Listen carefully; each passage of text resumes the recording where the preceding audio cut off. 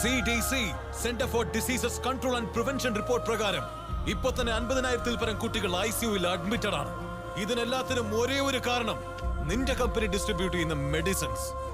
ഏതെല്ലാം ഡോക്ടേഴ്സ് നിന്റെ medicines prescribe ചെയ്യുന്നോ അതേ ഡോക്ടേഴ്സ് തന്നെ മൾട്ടിപ്പിൾ ഓർഗൻ ഫെയിലിയർ ആയാണ് മരിച്ചതെന്ന് ഡെത്ത് സർട്ടിഫിക്കറ്റും കൂടി ഇഷ്യൂ ചെയ്യുന്നു.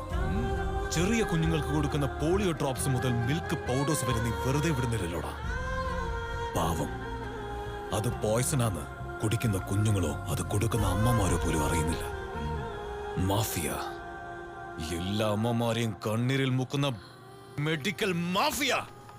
എന്താടാ തുറച്ചു നോക്കുന്ന മോനെ? നീ ചെയ്ത ഈ കാര്യങ്ങൾക്ക് നിന്നെ ഞാൻ അപ്പൊ തന്നെ കൊല്ലേണ്ടതാണ്. But I respect our Indian Constitution.